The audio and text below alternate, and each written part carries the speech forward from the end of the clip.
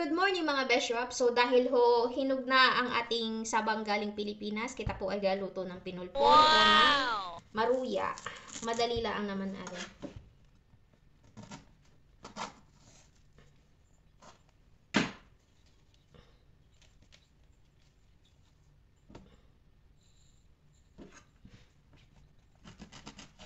Ay! Tanggal.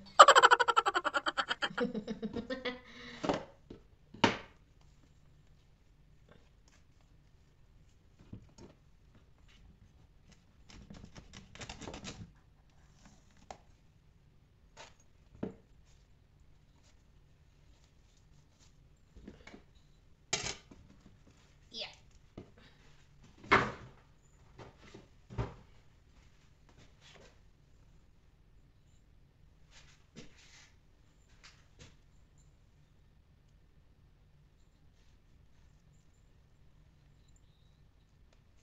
Maninipis ang laman. Mukha lang malaking tingnan. Tingnan mo naman. No? Nga. Sa atin talagang malalaki, no? Mabibintog. Talaga. Ayan, so hiwain lang natin, hiniwa ko lang siya ng hati kasi maninipis nga yung ating saging mga beshwa. Pero yun nga, pag sa amin sa probinsya, nagatatlong hati pa yan kasi nga mabibintog or malalaki yung saging. Ang sabi ng inay ay baka daw hindi pa talaga matigas ari, kaya ganyan kaliliit yan. So, nahirapan ako. And nagustuhan din niya ni Opa. So, pagkatapos hiwain naman, lagyan natin nung tinunaw na arena sa tubig. At medyo malabnaw pa nga ni yung aking arena dini. Dapat ay medyo malapot-lapot or thick yung ating arena. Pero andyan na yan eh. Sayang ang arena kaya. Ayan. So pagkatapos nating i-coat, piprituhin na natin. Lalagyan natin sa mantika. Ganun lang naman kadali magluto ng maruya or pinulpol sa amin sa Marinduque. So, pag nakita nyo ng golden brown, yung kabila, baliktarin nyo na. Tapos, ganun din sa kabilang side. And, yung unang salang ko ay medyo parang nasunog. Hindi naman super sunog, pero brown na brown siya mga besh.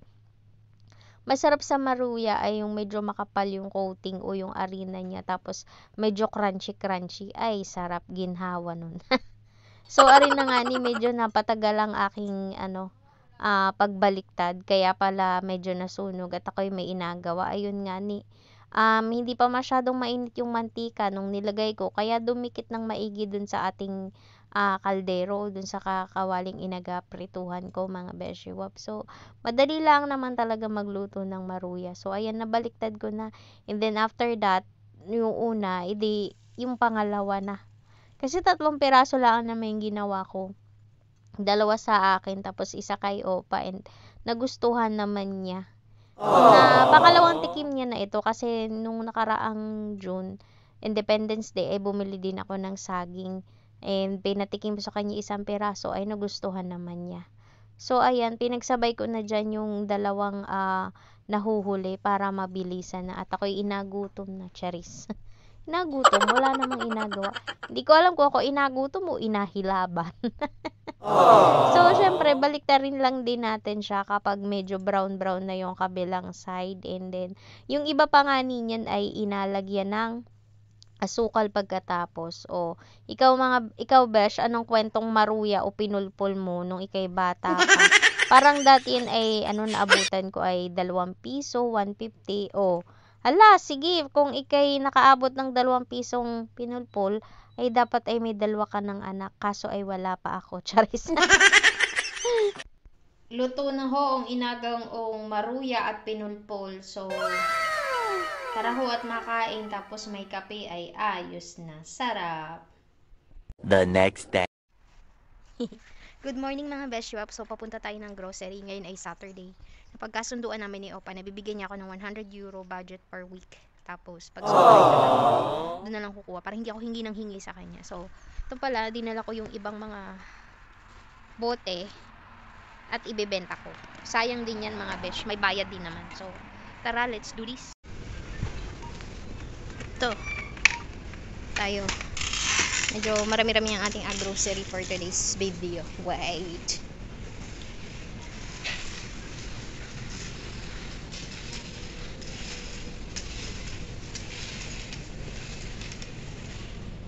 Hanap tayo ng wine na pangregalo dahil magbe-birthday ang asawa ng kaibigan ko. Wow! Ito ay champagne. Magkano ito? Walang nakalagay magkano. Nakalagay lang. Wow, ang mahal. Grabe, ang mahal niya. 1,000 mahigit. Ganun tayo ng wine. Ang galing mga besyo, makikita mo pala saan gawa. France, ito, Germany, Spain, Italy. Ang galing, may ganun pala. Ito sa Chile. Wow! Ang galing. South Africa. Ang galing, no? Ngayon ko lang nalaman. Ito, Argentina, France. Ngayon ko lang nalaman yun. Later. Ayun, at nakauwi na nga ho ang inyong inday. Habang nag-aayos ako ng grocery, ay kausap ko dyan ni si nanay, kaya minute ko na lang. Ako'y naaliw talaga dun sa grocery na malalaman mo pala kung saang bansa galing yung wine. Ang alam ko lang kasi yung Hugo at saka yung anong isa nga yun, yung paborito ko. Yung mumurahin lang kasi talaga yung inabili ko. Hindi ako nabili ng mamahalin. At pag mamahalin ako'y nalalasing, ay pag mura ay hindi naman, hindi ako nalalasing. So, alam niyo na, hindi ako mahilig sa mamahalin, char. So, ari nga ni pinamili ko ay, at yung iba naman ay sa ibang araw naman mga besh. So, pagkatapos kong ayusin yung gulay at prutas at ibang pinamili, ito naman, yung mga meat naman ay ilalagay ko sa freezer. Paghihiwa-hiwalayin ko na siya para madaling tanggalin pag magluluto. Hindi yung lahat i-defrost mo, di mo naman lulutuin kasi babalik mo na naman, ganun. So, ayan, kausap ko pa rin ang aking nanay at kami minamarites namin yung kuya ko. Hindi niya pwedeng marinig kung ano yung pinag-uusapan namin. Kaya, binoise over ko na lang. Sorry, kuya. Hindi naman siya nanonood ng vlog ko, sa totoo lang. Ang nanonood lang ng vlog ko ay ang inay at yung kuya kong pangalawa na nasa probinsya. So, ayan, hinati ko nga ni yung chicken kasi good for, naman to, 2 recipes. So, yun nga, 100 euro yung budget namin sa isang linggo at kailangan kong pagkasyahin para hindi na ako hingi ng hingi kay Opa every time pupunta sa grocery. Sabi ko, bigyan mo na lang ako ng 100 euro at ako nang magbabudget every week. Sabi ko sa kanya, kasi nalilito siya eh. Ayun, medyo nag-uulyanin na siya and ayun, mabait tayo, kaya honest tayo sa lahat ng bagay, makapera man yan o kung saan. Dapat ay wag tayong manlalamang sa ating kapwa kasi ang panglalamang sa ating kapwa ay may kapalit yun mga besh. Hindi agad-agad pero darating ang araw na mangyayari yun. So, iwasan nating manlamang sa ating kapwa. Yung kumita tayo ng sapat ay ayos na kasi nagninegosyo ang tao para kumita, para makakain or mabuhay, hindi para yumaman. Dalawang klase ho ang negosyante. Yan ang natutunan ko sa pagninegosyo. Yung isa gustong yumaman, which is may panglalamang sa kapwa. At yung isa naman ay gusto laang naman ng kaunting kita at may hanap buhay. So, ganarn. So, alin ka doon kung ikaw ay negosyante, mga beshop? Anong klaseng negosyante ka? Kasi ako, doon ako sa hindi ko alam kung pangalawa, una. Basta yung kumita lang ng kaunti ay sapat na. Hindi ako yung super duper na tutubo ng malaki. So, that's it for today's video mga besh! The next day. Hello mga beshops at kabayan. So, for today's video, kita ay magawa ng bilo-bilo. Oh, sa Bisaya, binignit. So, taas ang kamay ng may paborito na ri.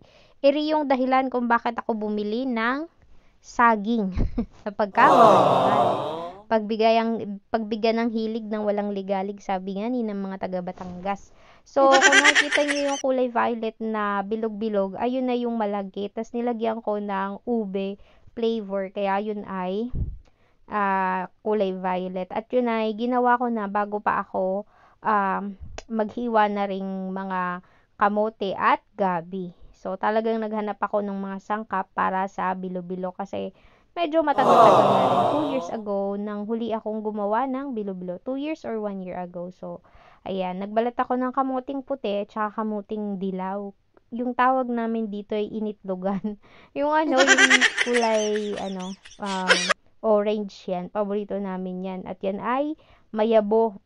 Taas ang kamay na nakakaalam ng mayabo. Charis. Malinamnam. Malilamnam na malambot ang mayabo sa amin sa Marinduque. So, kaway-kaway ho ang aking mga kababayan taga Marinduque dyan. So, ako'y natutuwa at may nakapansing Michelin chef ng aking luto. At yan ho ay ina-upload kong reels or shorts na video sa YouTube channel ko na Jersey May 19 Vlog sa aking YouTube channel. Sabi niya, so bad daw. Bakit? Sabi ko, why? Pakita ko sa inyo yung conversation. Ay sabi daw niya, isa daw siyang Michelin chef. Di ko alam kung 5-star o Basta, lagay ko yung conversation. And sabi niya, pag soup daw ay hindi inapakulo ng 99 degrees or something. Ay hala! Subok yung wag pakuluin ng maigi. Ewan ko kung makain mo yung Singapore at yung kamuti. At saka yung malagkit na binilog-bilog. Ewan ko lang kung hindi talaga anong mangyari sa inaluto mong bilog-bilog.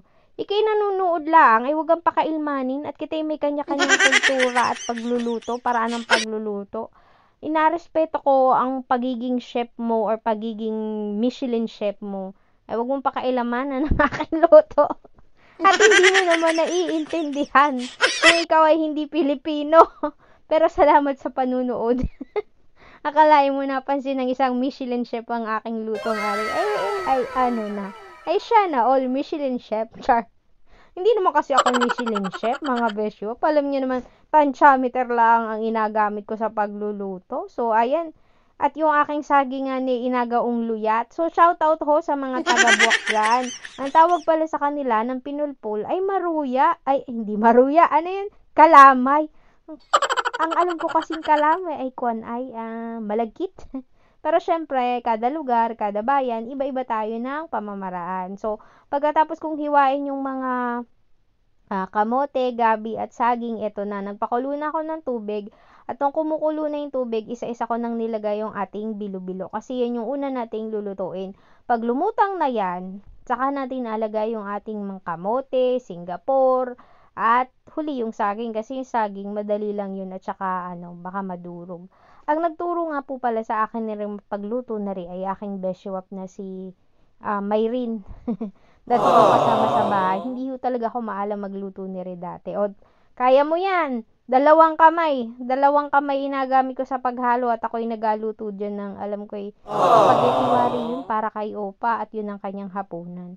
So, dinagdagan ko ng tubig at pagkakulo, ayan, haluin lang ulit natin para maging even yung ating mga sangkap at maluto lahat. Tapos, pagkatapos naman, kumulo, ay alagay mo na yung gata. So, ayan yung nagpapasarap.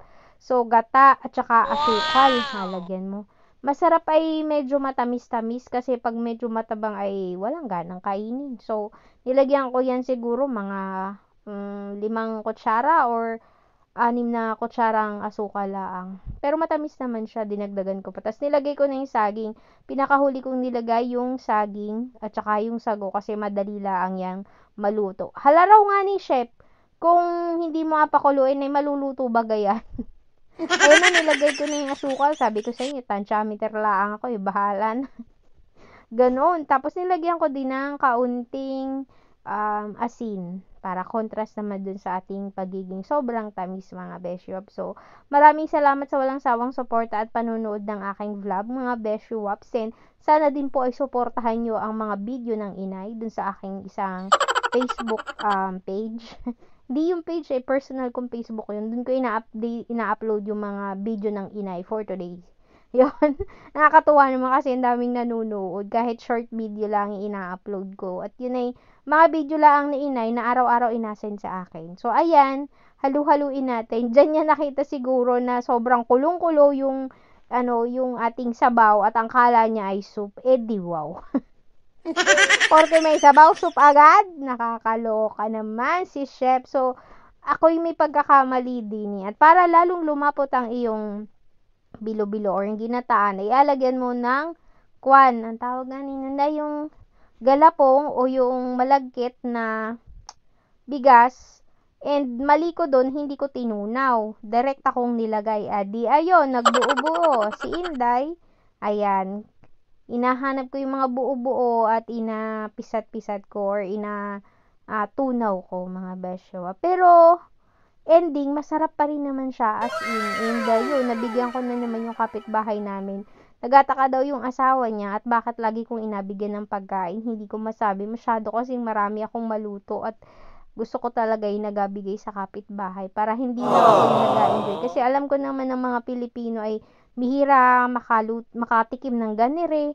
Tapos alam nyo baga din sa ibang bansa, pag may mga ganiring pagkain ay parang piyestahan o may okasyon. Kaya inatanong ko yung kapitbahay kong kaibigan kung meron daw bagang okasyon. Sabi ko, wala, gusto ko lang talaga magluto at namimiss ko naman. Pag mga personal na pagkain ganire, yung pang Pilipino, sarili kong pera inagamit ko sa pagbili at pagluto. Ang pera naman ni Opa ay sa pagkain namin. Pero sometimes sabi niya, basta pagkain mo, sabihin mo lang at bibigyan kita. Alam niyo na, hindi naman tayo mapagsamantala. Kaya yan ay sarili kong gastos. Kahit anong lutuin ko, dahil yun na lang ang libangan ko din ni kumain at magluto. So, ayun na nga ni mga Beshwap, tapos na at luto na ang ating ginataang bilibilo. Tara ho at makain mga Beshwap. Ayan, nung sarap man din, no? Parini na po kayo. And that's it for today's video mga Besh. The next day. Hello mga Beshwaps at kabayan. So for today's video, tayo ay gagawa ng makapuno balls or makapuno candy. So alam niyo yung mga bagay na akala natin mahirap pero madali lang pala, kundi tamad lang tayong gumawa. So arina, nagtunaw na ako ng kaunting cornstarch, bari 2 kutsara yan. Tinunaw ko sa tubig. Pagkatapos noon ay ito na, umpisahan na natin. Yung condensed milk ay lulutuin natin na parang yema mga beshiwap. So, medyo matagal-tagal itong lutuan at haluan, masakit sa braso. So, pagkatapos niyan, ilalagay ko na yung makapuno na binlender ko para maliliit yung kanyang buko. Kasi 'di ba yung makapuno ay naman talaga parang nyog o buko, kaya kailangan nating i-blender para maliliit yung kanyang ang tawag nun, basta laman. So, ayan, medyo hindi ko alam anong ginagawa ko, medyo nasunog yung ating condensed milk. Tapos, inalagay ko ng ating cornstarch, mga beshiwap. So, halu-haluin lang natin yan na parang yema at maha, mga besh. Medyo matagal ko din tong ginawa, as in, pinabilis ko lang or fast forward ko lang yung video kasi, ayan, baka mainip na naman ng ating mga manonood. Charis! So, pagka naluto na yan na parang ganyan, mga beshiwap, as in, medyo malata yan kulang yan sa, what do you call that? Cornstarch. After that, binilog-bilog ko na siya gamit yung 2 kutsara. Tapos, yung pinaglalagyan ko or yung papag-aanuhan niya is gatas yan. Nido. Kaya ako bumili ng gatas. Walang Bear Brand, kaya Nido na lang ang binili ko. So, hindi yan umubra kasi masyadong malata yung pagkakagawa ko. Dapat medyo matigas yun, mga Beshwap. Kung napapansin niyo, kung bibili kayo sa mga pasalubong stores, medyo matigas yung makapuno balls or makapuno candy. So, ang ginawa ko na lang dyan, syempre, maparaan tayo, mga Beshwap, is binalot ko sa clean wrap, yung manipis na plastic kasi wala naman ako mabilan ditong cellophane o yung balutan ng yema. So, kailangan natin maging maparaan. Pinakita ko sa aking nanay at kuya at sabi, pag uwi ko daw ay magluto ako niyan para ibibenta namin sa aming tindahan. 3 piraso, 5 piso. Diba? Business agad yung nasa isip. So, ito na, mga beshwap. So, ito na yung makapuno balls. Since hindi ko siya mabilog na ganun lang, malagkit. Ayan, nilagay ko siya sa clean wrap dahil wala namang cellophane dito na di kulay, wala akong mabilhan. At inabot na ako ng gabi, mga beshwap. Ngayon na 7:25 na. So, ayun, that's it for today's video, mga besh. May kakainin na naman si Inday at ibibigay sa kapitbahay. Bye for now. The next day. Hello mga Beshwap! So for today's video, magluluto ako ng merienda. And ito yung isa sa dahilan kung bakit bumili ako ng pagkamahal-mahal na saba. Ang makatikim ulit ng turon. Pero yung turon na special with ube. So, ito na nga ni, yung pang balot ko dyan ay medyo tumigas na. Kaya ang ginawa ko, binasa ko. O, di ba nagawa ng paraan? E di nagamit ko rin. So, ito na yung saging natin. Pinaghati ko lang siya sa gitna. Pero, medyo makapal pa rin. Dapat pala pag-apatin. Ganun. So, ayan. Dinip ko or nilagyan ko ng asukal kasi hindi masyadong matamis yung ating saging. So, nilagay ko siya dun sa asukal. Tapos, ibabalot ko sa ating pangbalot. And nilagyan ko siya ng ube. So, yan yung mga dahilan kung bakit lumayo ako ng Almire para bumili ng makapuno, ng ube, ng saging, at ng mangga. At ayun, sad to say, ubos na ang ating saging at ang mangga. Gustong-gusto ni Opa, sabi niya, ang sarap ng mangga. Pero alam niyo yun, sabi niya, pusong Pinoy na daw siya kasi lagi niya kinakain pagkain Pinoy. Pero this coming winter, naghahanap na siya ng stampot. Stampot is a Dutch food na mashed potato na may mga gulay-gulay. Tapos, ang side dish niya ay, or ang pwede mong i-partner sa kanya ay sausage or meat. Ganun. So, ayun na nga, nilagay ko na ang ating ube. And syempre, alam niyo na, pag turon, ibabalutin natin mga besyo. Ginawan ko lang ng paraan talaga yun kasi yung ating pangbalot o lumpia wrapper ay hindi nakagandahan dahil pinrozen ko siya tapos hindi agad nagamit, edi tumigas, binalik ko ulit.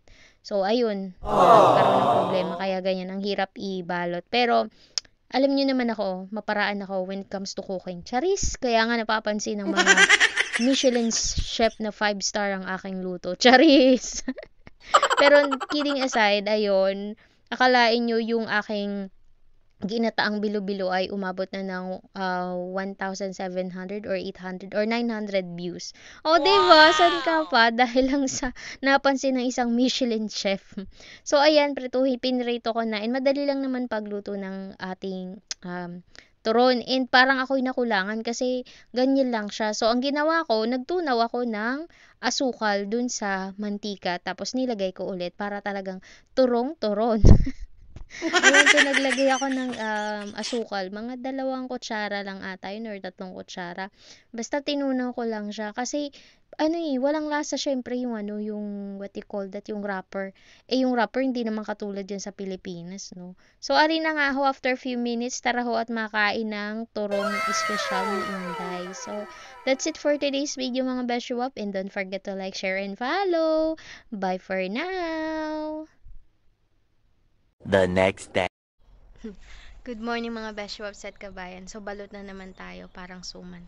Kaya pagkalamig, alam nyo na, pupunta ako ng grocery. Umuusok-usok pa ang aking bibig.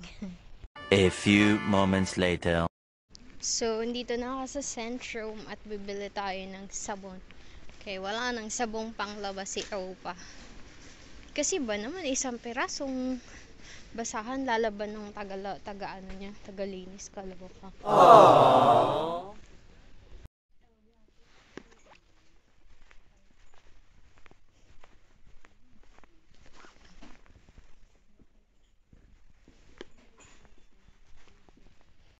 Tapos na ako bumili ng prutas at sabon, so tinapay naman.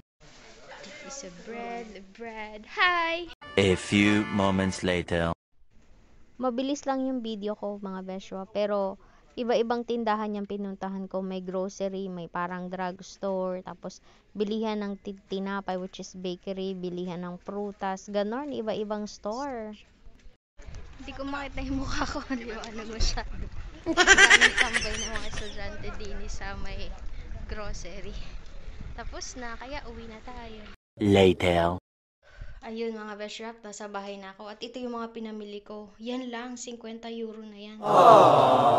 Mussels, kaki, melon, parsley, tinapay, chicharon, repolyo, yan, tsaka sabon, tsaka chicken satay na 4 na piraso. Yan mga besh, kaloka. The next day. Maganda na ho ulit ang aking kamerang gamit kasi nagka-problema yung cellphone kong ito. Tapos ngayon okay na siya. Kaya ang ginagamit ko dati ay yung maliit, yung Sony ko. Ngayon tong Samsung na ginagamit ko okay na siya. So, nandito ako sa Centrum. Mamamalengke. Good for 1 week na ulit. Dinagdagan ni Opa ang aming budget. Daming tao. Oh my God.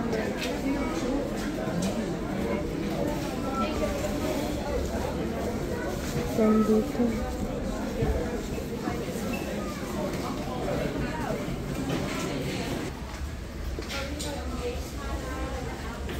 A few moments later. May nakita akong olive oil lang nagtitinda. Ayun oh. Bibili ako. Favorite ko yun.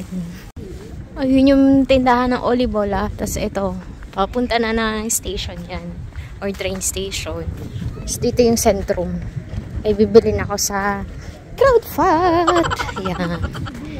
Medyo maraming tao ngayon kasi Saturday. Bukas sarado ang mga shop. Grocery lang ang open. Ayan o, maraming tao.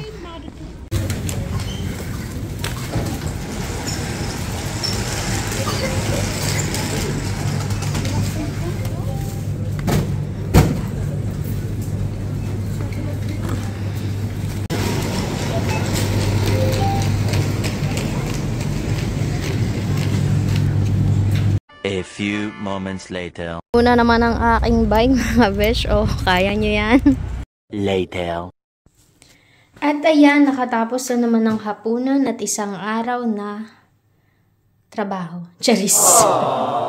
So, ayun ho mga beshwap, kahit weekend tayo ay may trabaho. Kaya, gusto kong napunta ng city para makapagpahinga. So, ito, hugasan natin itong mga beshwap. And that's it for today's video. Alas 6 pa lang, madilim na ho sa labas. Parang alas 7 na. That's it for today's video, mga beshwaps. Bye for now!